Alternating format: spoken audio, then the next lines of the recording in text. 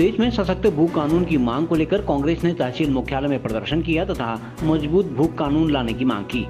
Party जिला अध्यक्ष भगवत सिंह रसीला के नेतृत्व में पार्टी कार्यकर्ताओं ने कहा कि प्रदेश में लचर भू कानून के चलते बाहरी व्यक्ति कौड़ियों के दाम पर यहां की जमीन खरीद रहे हैं।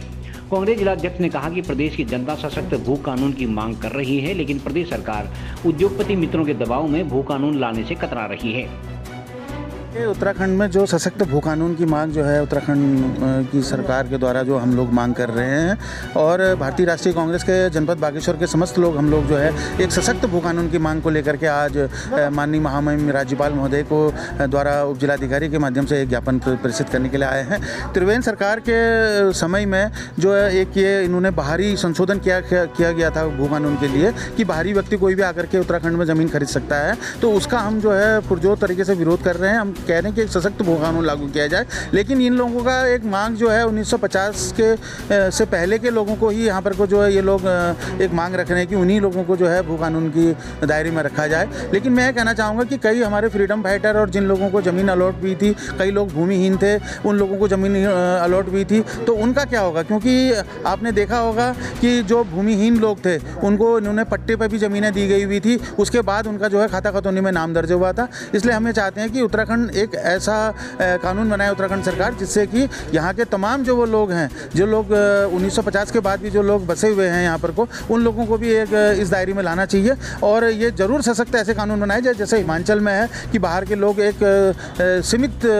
दायरे पर जो है ज़मीन खरीद सकते हैं। एक नाली जिसको 2400 स्क्वायर फीट 2160 स्क्वायर फीट जो एक नाली में होता है, तो वही कानून हम लोग चाहते हैं कि उत्तराखंड में भी लागू हो, ताकि बाहरी लोग जो है यहाँ पर को अपनी ज़मीनें खरीद फरोख्त जो पहाड़ के पहाड़ खरीद रहे हैं ये लोग और अपनी रिजॉर्ट और होटल्स वगैरह बना रहे हैं, उस पर जो है लगाम लगी जा सके और यहाँ के उत्तराखंड में जो पहाड़ों का जो दोहन हो रहा है वो बंद हो सके, और वृक्षा को जो काट के ये लोग अपना ये बना रहे हैं उसका ये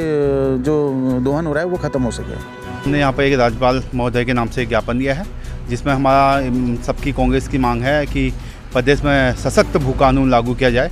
क्योंकि जब उत्तराखंड की यहाँ पर बना था तब हम सबकी यही मांग थी कि हमारे यहीं की जो भूमि है उसको को सुरक्षित किया जाए, और उसी के उसमें आज यहाँ पर पूरे प्रदेश भर में कांग्रेस ने आज सभी जिला कार्यालय में अपने राज्यपाल के नाम से ज्ञापन दिया है कि सशक्त भू कानून सरकार द्वारा लागू किया जाए, जिससे पूरे उत्तराखंड की रक्षा की जाए। महिला कांग्रेस के जिला अध्यक्ष गोपाल धपोला ने कहा कि प्रदेश की भाजपा सरकार की मंशा यहाँ की जमीन को बचाने की नहीं है। उन्होंने आरोप लगाया कि भाजपा यहाँ की जमीन भी बेच रही है तथा यहाँ की नौकरियों को भी बाहरी प्रदेशों के युवाओं को बेच रही है, लेकिन कांग्रेस सशक्त भू कानून लाए बगैर चैन से नहीं बैठेगी। इस आशय का एक ज्ञापन भी उप जिलाधिकारी को सौंपा गया। अभी हमने सशक्त भू कानून को लेकर